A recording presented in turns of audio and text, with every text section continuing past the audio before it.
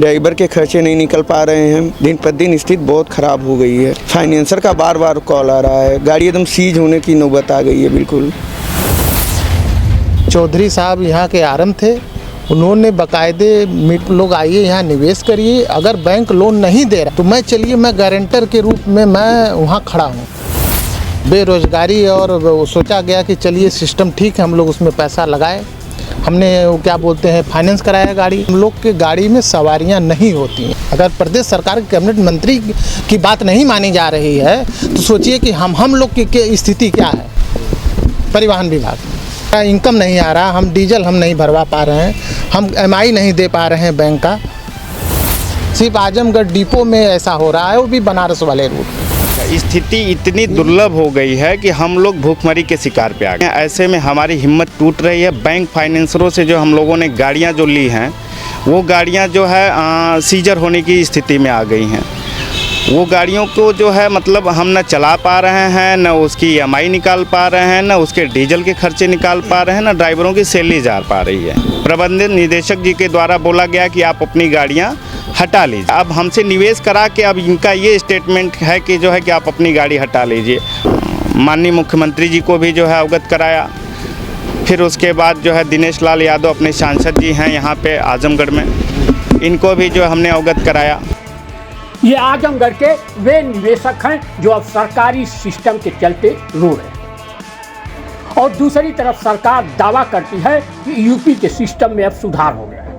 भारी संख्या में बाहर से भी निवेशक आ रहे हैं। यूपी के आजमगढ़ में भी निवेशक इसी उम्मीद से अपनी संपत्ति बैंकों में गिरवी रखकर लोन ले रहे हैं और करोड़ों रुपए निवेश कर खुद अपनी बेरोजगारी दूर करना चाहते हैं और दूसरों को भी रोजगार देना चाहते हैं। मगर आजमगढ़ में यहाँ निवेश कर लोग भूखों मरने का रोना रोने लगे। आजमगढ़ रोडवेज में भी निवेशकों को लुभाने के लिए योगी सरकार ने अनुबंधित बसों को चलाने का फैसला किया। इसके लिए अधिकारियों ने शुरू में निवेशकों को प्रोत्साहित किया, उन्हें खुद अपने चैम्बर में बुलाया। बैंक से लोन नहीं मिल रहा था, उसे भी अधिकारियों ने सरकार की मंशा को पूरा करने के लिए लोन भी दिलाया। एक एक निवेशकों ने लाखों करोड़ों रुपए लोन लेकर बसें खरीदी और फिर रोडवेज के हवाले कर दिया। अब ये निवेशक रोडवेज के सिस्टम पर सवाल उठा रहे हैं। अब ये निवेशक सिस्टम पर सवाल उठाकर रो रहे हैं क्योंकि इनकी भूखों मरने की नौबत आ गई। उच्चाधिकारियों से लेकर सीएम और परिवहन मंत्री और आजमगढ़ के सांसद दिनेश लाल यादव निरहुआ से बस मालिकों ने अपनी समस्याओं का रोना रो रहे हैं, मगर कहीं कोई सुन नहीं रहा। जबकि निवेशकों की बसें लोन की किस्त न जमा होने पर किसी भी समय सीज भी हो सकती है।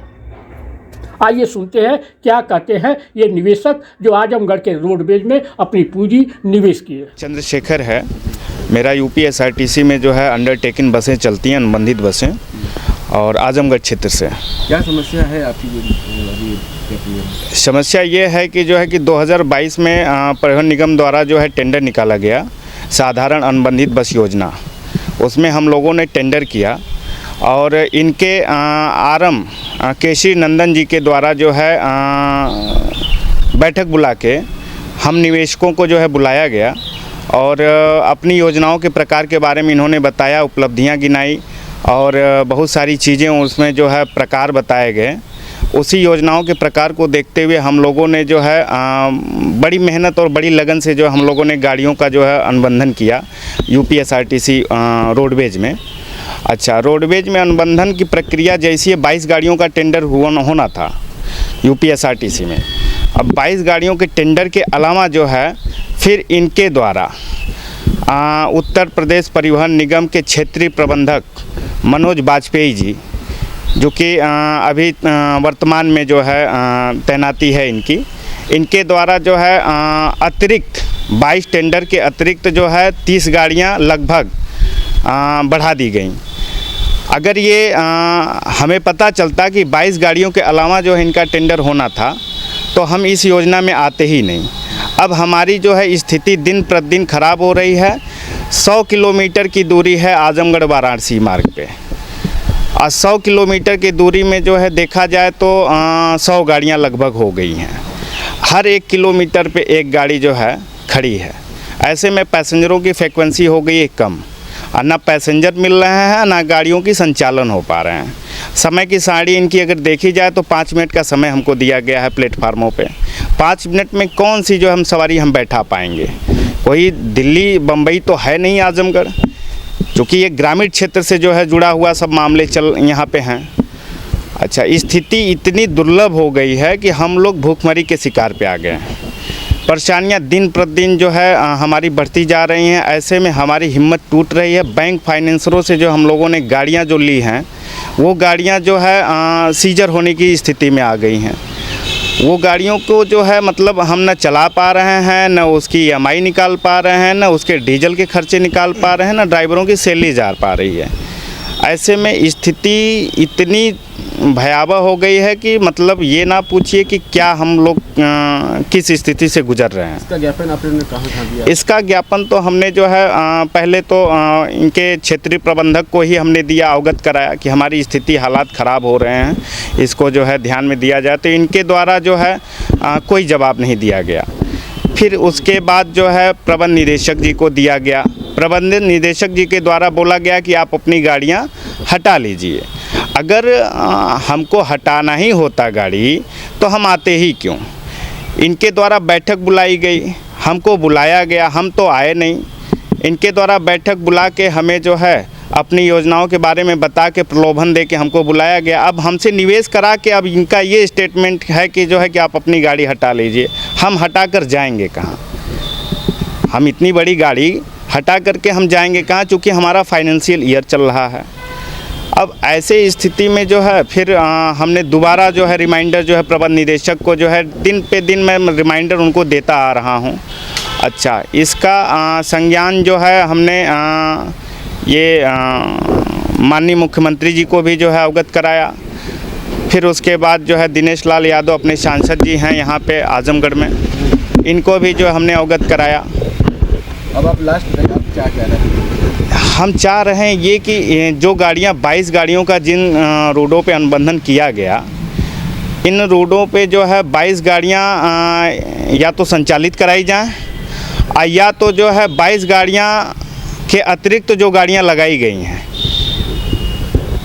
उनकी भी इनकम कराते हुए, क्योंकि वो भी तो बेचारे हमारे ही परिवार के सदस्य हैं। चूँकि UPSRTC के हम लोग निवेशक हैं तो वो भी हमारे परिवार के सदस्य ही हैं। तो ऐसे स्थिति में वो भी परेशान हो रहे हैं और हम भी साथ में परेशान हो रहे हैं। तो या तो जो है हमारी गाड़ियों की इनकम, चूँकि परिचालक इनका होता है, निगम का होता है, इनकम की समीक्षा ये करते हैं। इनकम लाना हमारा काम नहीं है। हमने इनको गाड़ी दे दिया है, हमने इनको फ्यूल दे दिया है, हमने इनको ड्राइवर दे दिया है। संचालन कराना पूरा UPSRTC का काम होता है, परिवहन निगम का काम होता है।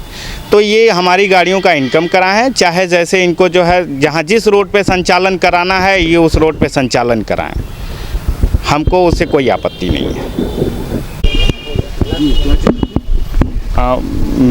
18 सितंबर को 2023 18 सितंबर क्षेत्रीय प्रबंधक मनोज वाजपेयी जी से हमारी मुलाकात हुई। हमने उनको बोला कि हमारी 5 गाड़ियाँ जो है कंडक्टर के अभाव में खड़ी की गई हैं।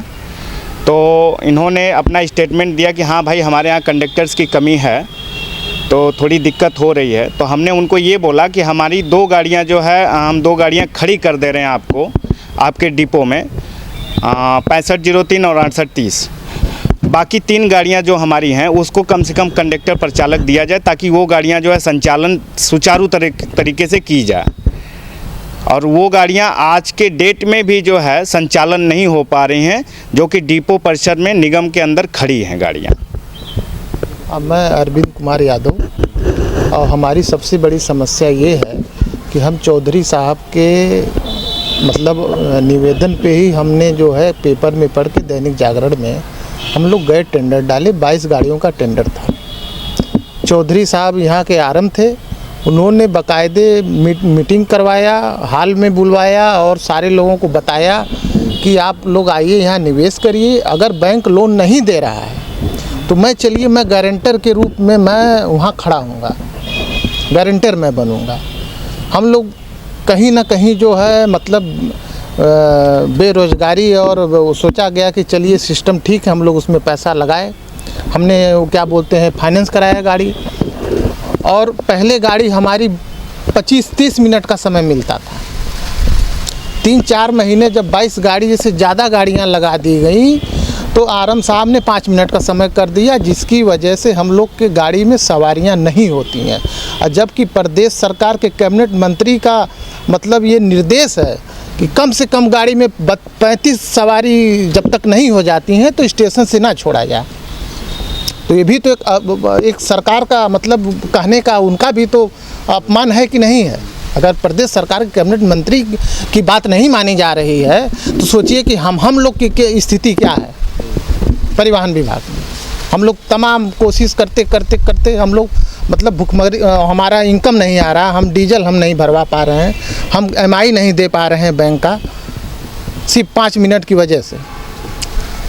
और कहीं ऐसा कहीं सिस्टम है ही नहीं, पूरे प्रदेश में ऐसा कहीं सिस्टम नहीं है कि 5 मिनट में बसें निकाली जा रही हैं। सिर्फ आजमगढ़ डिपो में ऐसा हो रहा है, वो भी बनारस वाले रूट पे।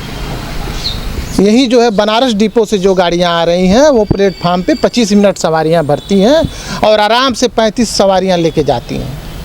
और हमारी गाड़ी 5 मिनट में निकाली जा रही है, जिसमें गाड़ी असुरक्षित है, यात्री असुरक्षित हैं, कंपटीशन बढ़ा हुआ है। 5 मिनट में आगे पीछे जो है गाड़ियां जो है पीछे वाले बस वाले आगे भागना चाहते हैं, जिससे कभी भी बड़ी दुर्घटना हो सकती है।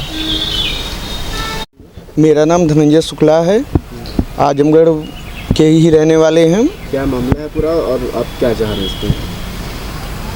हमारी गाड़ी अनुबंधित है, अंडरटेकिंग चलती है रोडवेज में। पहले तो काफ़ी अच्छा चल रहा था, 22 गाड़ियों का टेंडर था जिसमें हमने 3 गाड़ी अपनी लगाई हुई थी। अब टाइमिंग बिल्कुल नहीं मिल पा रही है गाड़ियों की, 5-5 मिनट पे गाड़ियाँ निकाली जा रही हैं परिसर से, जिसमें पैसेंजर 2-3-4 पैसेंजर से ज़्यादा हो ही नहीं पा रहे हैं। फ्यूल का बहुत ज़्यादा हो रहा है, ड्राइवर के खर्चे नहीं निकल पा रहे हैं। दिन पर दिन स्थिति बहुत ख़राब हो गई है। आप क्या चाह रहे हैं?